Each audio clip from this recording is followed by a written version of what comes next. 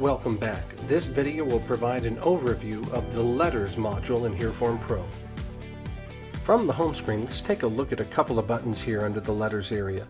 The first button here, when you click this, notice what happens over on the right side. It goes right to the panel that's designed for letters specifically. And this letter area here, as you may have seen in another video, can be edited. You put your favorite exact letter names in here. For example, if you had named your birthday letter birthday letters, then you want to make sure that you actually put birthday letters here. So it should be exact and match the name of the layout, and I'll discuss that with you in a little bit. But once you've done that, as you may know, you can preview, print, email that individual letter for Jennifer, or you can do that for your found set of records that you've isolated. You can create a PDF of that particular letter for the patient, saved to your desktop. You can go to, let's just do that for example. This lets me go right to the letter, and by default the panel will go back to the default panel, so we're no longer on the letters panel. Let's just go back to it here. I could have clicked the fourth dot as well right there. I can also fax that letter to the doctor or to the patient. The fax number for the doctor is under the doctor's area, as you may have seen in another video. So you just have to make sure that you set up your physicians in this area here. And the fax number to the patient, I believe, sorry that I don't remember exactly, but it's under one of these areas here. And I think it's right there, patient or other fax. You can just put that area code number and telephone number right there for the fax machine. And that's very rare that you're going to fax something to a patient, but there you go, that's how you would do that. So the letters area, let's go back to that here. This first button takes me to that screen. The button right here allows me to set up a default greeting for this particular patient. Would Jennifer prefer to be called in letters Dear Jennifer or Dear Ms. or Dear Mr.? Some kind of a greeting name there, Dear Jen, or a nickname like that, or a third party. So you can set that up by clicking that little button right there, but we're going to focus our time on this letters button right here. And the letters section is a little bit advanced. In this area we have, this is the entry screen for the letters area, but we're going to look at custom patient, physician, marketing, etc. in just a moment. Let's look at some of the different options in here. There may be times that you want to, for an individual letter, hide the letterhead. Just click that button, or show the letterhead to bring it back. And what that does essentially is it'll put a white rectangle at the top of the letter, hiding any letterhead that might be beneath it. And that may be because you want to print on some type of pre-printed letterhead, something like that. When you click the letters option area, again, you can put in a date if it's other than today, and if you don't do that, then it's going to put whatever date you want. It'll put today's date if you don't put anything in there, so just keep that in mind. In some cases, you may want to include the country. If you're sending something to Canada or some other country, unless you're in Canada, if you're sending it to the United States, then you want to check that box if you desire.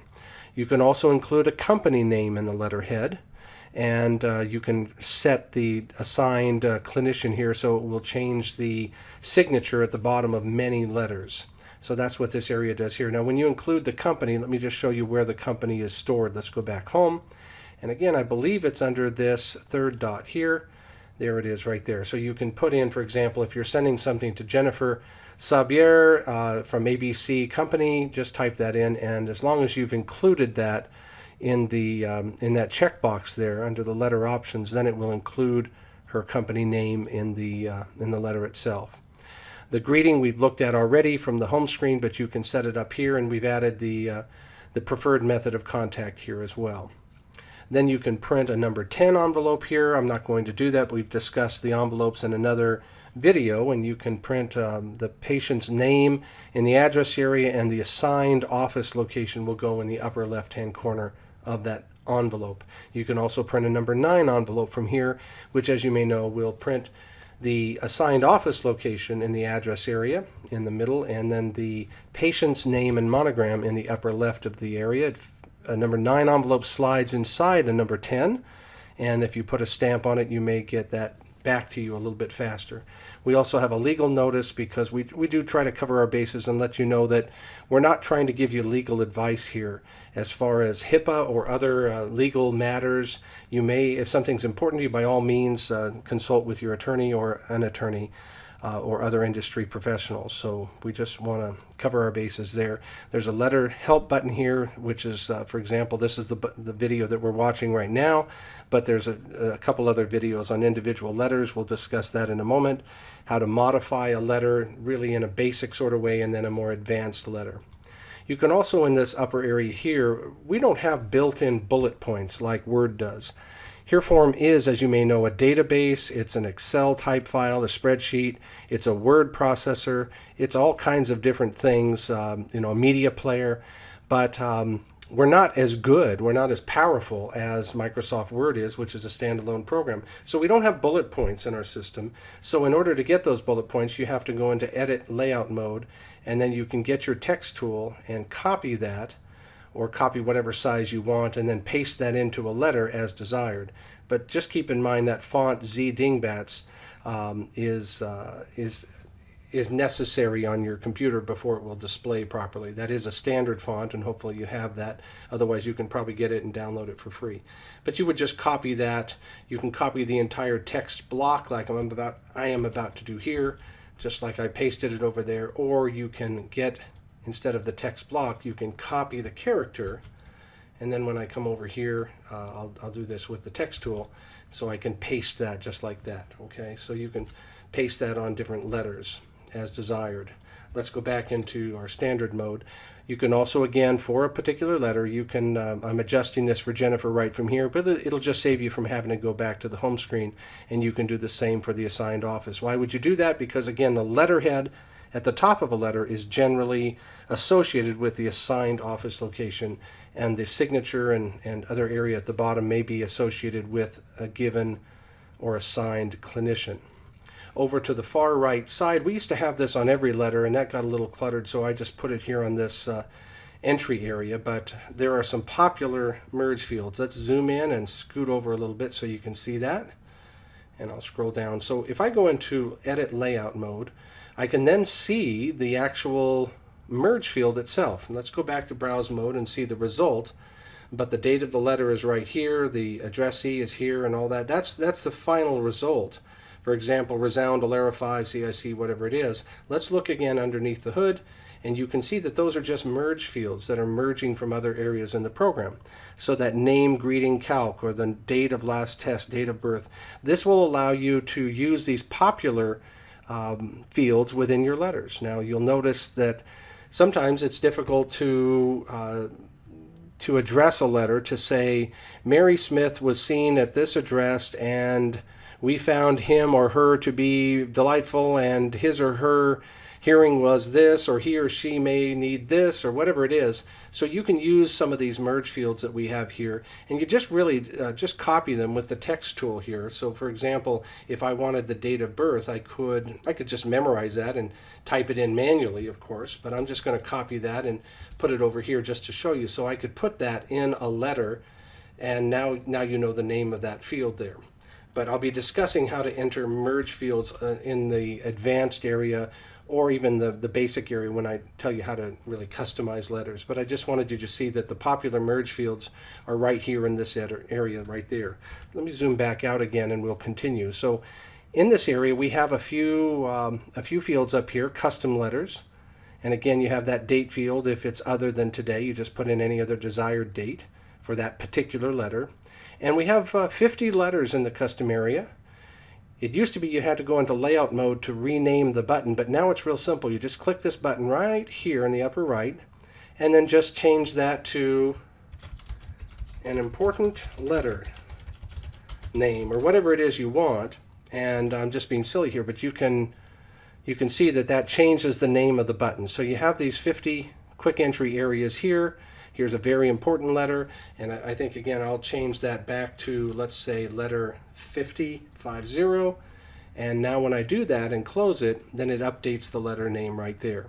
Now that's the name of the button itself. I shouldn't say it's the name of the actual letter. It may be the name of the letter as well, but what you're doing is just renaming the button so that you can remember to find it later. As you'll see in another video, when you go to the actual letter, the letter or layout name in the upper left here is something that you'd have to change if you want to actually change the name of the layout so that you could put it in your easy access menu to quickly print, preview, go to, etc. Again, we'll cover that in another video. Now when I want to go back from this particular letter, number custom 11, I can just click the custom button to go right back to where I was, and then I can go to the patient area, and it's the same kind of process. I have 50 buttons here. I can click this and put in my names of the buttons so I can find those letters. And we used to have a multi-page letter for every letter in our system, but that caused some problems with some customers. So now we have columns A, B, C, and D are all single-page letters, and column E represents 10 multi-page letters. A multi-page letter, for example, let's just go to it and look at it. In layout mode, it extends much further down the page, and there are issues with multi-page letters as far as the header versus the title header. I shouldn't say issues, but things to keep in mind.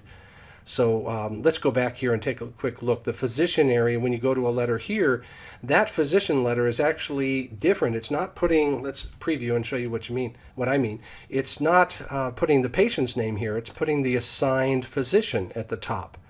And so that is an important distinction that you want to be aware of. Where when I go to a patient letter, let's just go to the Battery Club invitation. Notice it puts Jennifer's name there, not a physician name. So the physician area, again, 50 letters. You can customize these any number of ways and send those out, for example, to a large group of physicians at once.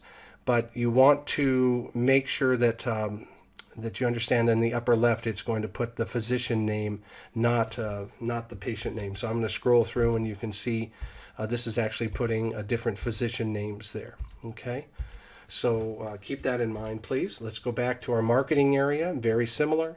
We have a number of letters that are already in here. Some of them are really very basic and weak, and you can customize them for your own needs. The warranty letter, I would suggest warranty letter number 1 that you leave it alone. Maybe change the text only, but there's some things going on under the surface down here where the hearing aids are displayed. And it's important to kind of leave that alone if you don't mind, because otherwise if you mess with it, it could get broken a little bit. I'll just leave it at that for now if you don't mind. The personal area, this you may wonder, what does personal letter mean? Well, in my own practice, I had the need to occasionally send a letter to someone other than a patient. So I would put not just patients into HearForm, but I would put any number of different organizations, or could even put a family member or friend or whatever. And you can just create personal letters that would go to an individual or a group. And you just put those, you just have 50 extra letters that you can write here and use any number of different ways. It could even just be a letter going to Blue Cross Blue Shield or something like that. So just kind of play around with that and see what you think as far as personal letters. That's very different than the individual letter. We'll cover that in just a minute. This area also has fax covers, and there's just, I think, 3 or 4 basic fax covers we have here. You can customize a few more. Again, please rename those if desired right here. But a fax cover with a merge field, for example, allows you to, for example, show the physician data on there if you want, and we can slide that over and put it somewhere on there. In fact, let me just see if that shows up automatically. I can't remember, I'm sorry. But you can build these fax cover sheets to be any number of ways that you want. Let's see, when I click here, then it shows the insurance company name right there. So I could slide that section over on here if I want. We've got some extra space. You can also, let me hide that information now. Anything that you type in here, type here, I believe, well, yeah, there it goes. It goes into the subject area. So you could paste into here or type or whatever, and it's going to merge right on there. Let's take a look behind the scenes. The field name is fax subject, and whatever you type in browse mode gets merged through that. See that merge field right there? So that just might make it a little bit easier to enter that information. Again, number of pages, you can put that on there manually. The recipient's fax number, you can put that in, etc., etc. So kind of play around with that and again see what you think. So that's the fax covers. The postcards are something that's not used as much anymore, partly for HIPAA reasons. Although, again, come to your own conclusions, talk to your HIPAA privacy officer, etc. But from my study of Health and Human Services website, when I look at their FAQs, I've discovered that they talk about postcards, and they say as long as private health information is not exposed or whatever, or if you have permission from the patient, there's nothing necessarily wrong with sending a postcard. Now, again, research that for yourself, but many people will send out postcards or reminders of some sort, maybe a recall. You can decide what information you want to share based on your conclusions. And again, keep in mind that if a patient gives you permission, many have said, according to Health and Human Services, if they've given you permission to put private health information on a postcard, then you have permission. So this is kind of a neat area, but you can print 4 postcards using this. You would just type your postcard out and it will automatically put, let's see if it'll show up here. I'm going to change this to print setup and change this to landscape. Takes just a minute here to kick in. And then once I do that, I'm going to preview it and see how that looks and back up just a little bit. So I only have one record there. Let me show all my records in preview again. At least I think so. I may have messed this one up a little bit, I'm sorry.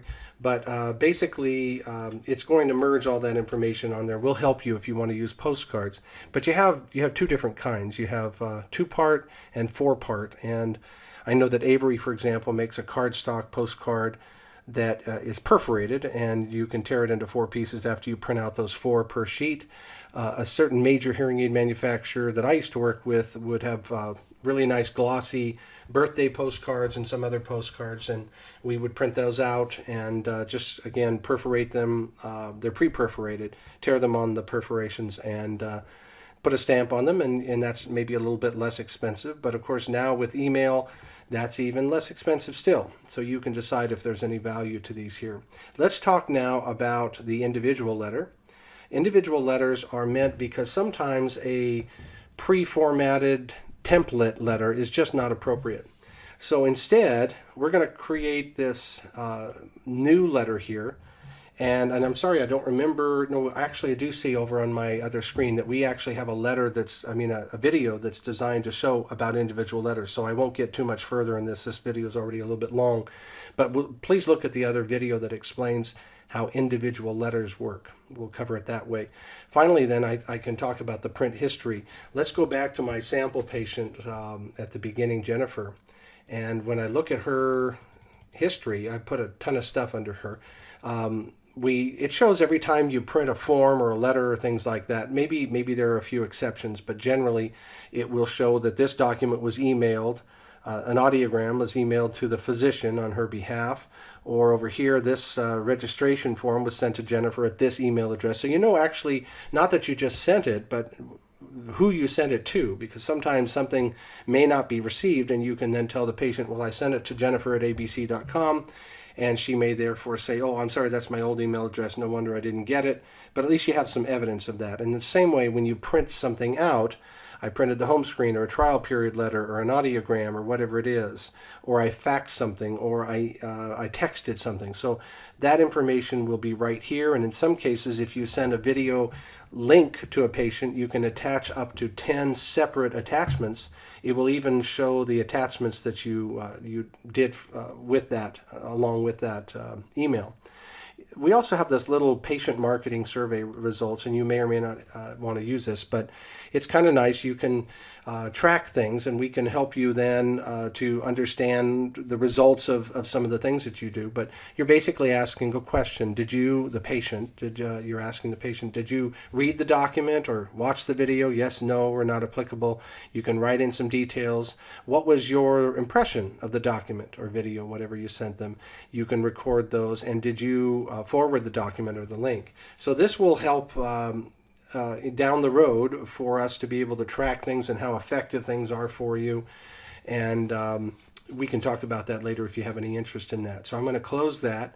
And this video, again, is pretty long, but you can go right to the forms area if you'd like. Right from here, you can go back to the letters area. You can go to labels. We've talked about that in another video. And we've talked about the ability to print envelopes from that previous screen we showed before, or you have a few more advanced options here. So that gives you an overview very quickly of the letters, but we're going to discuss individual letters, the ability to modify in a basic way or an advanced way in other videos, so please feel free to watch those if desired. Thanks for taking the time to watch.